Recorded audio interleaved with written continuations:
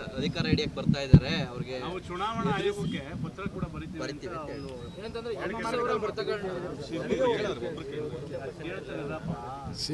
ಯೋಗೀಶ್ವರ್ ಅವರ ಮಾತಿಗೆ ಅಷ್ಟೊಂದು ನೀವು ಬೆಲೆ ಕೊಡ್ತಕ್ಕಂಥದ್ದು ಸೂಕ್ತ ಅಲ್ಲ. ಅವರು ತಲೆ ಕೆಟ್ಟ ರೀತಿಯಲ್ಲಿ ಮಾತಾಡ್ತಾ ಇದ್ದಾರೆ. ಅದಕ್ಕೆ ಚುನಾವಣಾ ಆಯೋಗ ಇದೆ, ಅದಕ್ಕೂ ಕಂಪ್ಲೇಂಟ್ ಕೊಡಲಿ, ಅವ್ರು ತನಿಖೆ ಮಾಡಲಿ. ಯಾರು ಕೂಡ 8,000 ಅವರು ಮಾತಾಡಿ ಅನುಕಂಪ ಗಿಟ್ಸ್ಕೊಳ್ತಕ್ಕಂಥ ಕೆಲಸಕ್ಕೋಸ್ಕರ ಮುಂದಾಗಿದ್ದಾರೆ. ಅದು ಅವರ ರಾಜಕೀಯ ತಂತ್ರ ಮತ್ತು ಕುತಂತ್ರ. ಅದಕ್ಕೆ ನಾವೇನು ಅದನ್ನು ಅಡ್ಡಿಪಡಿಸೋದಿಲ್ಲ. ಅದಕ್ಕೇನು ಅಷ್ಟು ಸುಲಭವಾಗಿ ಸೇರಿಸ್ಬಿಡೋಕ್ಕೆ ತೆಗೆದುಬಿಡೋಕ್ಕೆ ಎಲ್ಲ ಆಗಲ್ಲ. ಅದಕ್ಕೆ ಚುನಾವಣಾ ಆಯೋಗ ಅಂತ ಇದೆ.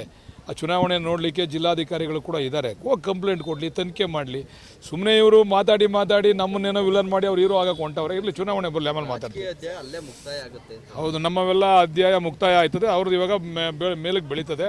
ನೋಡೋಣ ಯಾರ್ಯಾರ್ದು ಬೆಳೀತದೆ, ಯಾರ್ಯಾರ್ದು ಮುಕ್ತಾಯ ಆಯ್ತದೆ. ಅವ್ರು ಹೇಳೋರಲ್ಲ ನಮ್ಮದು ಮುಕ್ತಾಯ ಆಯ್ತದೆ ಅಂತ ಆಗ್ಬೋದು. ಅವ್ರು ಬೆಳೀಲಿ, ಅದು ಅವ್ರ ಪಕ್ಷದ ವಿಚಾರ. ಅದು ನಮಗೂ ಅದಕ್ಕೂ ಸಂಬಂಧ ಇಲ್ಲ.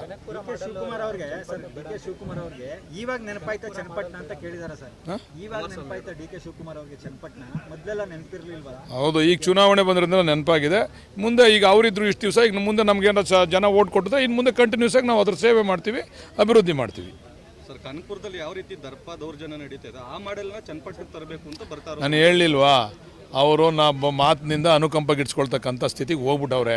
ಅವ್ರ ಕೆಲಸದ ಮುಖಾಂತರ ನಾನು ಅಭಿವೃದ್ಧಿ ಮಾಡಿದ್ದೇನೆ, ನಾನು ಇದು ಮಾಡಿದ್ದೀನಿ, ಓಟ್ ಕೊಡಿ ಅನ್ನೋ ಮಟ್ಟದಲ್ಲಿ ಇಲ್ಲ ಅವರು. ಅದರಿಂದ ಅವ್ರ ಬಾಯಿಗೆ ಬೀಗ ಹಾಕೋರು ಯಾರೂ ಇಲ್ಲ. ಕುಮಾರಸ್ವಾಮಿ ಅವರು ಅವಾಗ ಬಂದು ಬೀಗ ಹಾಕಿದ್ರು. ಮುಂದೆ ನೋಡೋಣ. ಅದೆಲ್ಲ ಹೈಕಮಾಂಡ್ ತೀರ್ಮಾನ. ನಮ್ಮದು ಕುಟುಂಬದ ರಾಜಕಾರಣ ಅಲ್ಲ, ನಮ್ದು ಹೈಕಮಾಂಡ್ ರಾಜಕಾರಣ. ಹೈಕಮಾಂಡ್ ಯಾರು ತೀರ್ಮಾನ ಮಾಡೋದು ಅವ್ರು ನಿಲ್ಲಿಸ್ತೀವಿ. ನಾವು ಆ ಥರ ಹೇಳೋಕ್ಕಾಗಲ್ಲ. ಅವರು ಎಲ್ಲ ಅಲ್ಲಿ ಇರ್ತಕ್ಕಂಥವ್ರೆಲ್ಲರೂ ಕೂಡ ಮೇಧಾವಿಗಳಿದ್ದಾರೆ, ಬುದ್ಧಿವಂತರಿದ್ದಾರೆ. ಯಾರನ್ನ ಹಾಕಬೇಕು, ಯಾರನ್ನ ಹಾಕಿದ್ರೆ ಚುನಾವಣೆ ಸರಿಯಾಗಿ ನಡೀತದೆ, ಯಾವ ರೀತಿ ನಡೀತದೆ ಅಂತಕ್ಕಂಥದ್ದು ಎಲ್ಲ ಕೂಡ ಅವ್ರು ತೀರ್ಮಾನ ಮಾಡಿ ಅವ್ರ ಅಭ್ಯರ್ಥಿನ ಆಯ್ಕೆ ಮಾಡ್ತಾರೆ. ಕುಮಾರಸ್ವಾಮಿ ಅವರು ನಮ್ಮ ನಾಯಕರು ಮೈತ್ರಿ ಟಿಕೆಟ್ ಅನ್ನು ಅವರೇ ನಿರ್ಧಾರ ಮಾಡ್ತಾರೆ ಅಂತ ಯೋಗೇಶ್ವರ್ ಹೇಳಿದ್ದಾರೆ. ಇರಲಿ, ಅದು ಅವ್ರ ಪಕ್ಷದ ವಿಚಾರ. ಅದು ನನಗೆ ಕೇಳ್ತೀರಾ ನೀವು? ಯಾವಾಗ ನಾಯಕರು ಅಂದವ್ರೆ, ಯಾವಾಗ ಬೈದಾಡವ್ರೆ, ಅವೆಲ್ಲ ಫೇಸ್ಬುಕ್ಕಲ್ಲೆಲ್ಲ ಹರಿದಾಡ್ತಾವಲ್ಲ, ನೋಡ್ತಾ ಇದ್ದೀರಲ್ಲ ನೀವು. ಯಾವ ಚಿಹ್ನೆಲಾರ ನಿಂತ್ಕೊಳ್ಳಿ, ಹಿಂದೆ ಪಾಪ ಸಮಾಜವಾದಿ ಪಾರ್ಟಿ ಚಿಹ್ನೆಯಲ್ಲಿ ನಿಂತಿದ್ರು.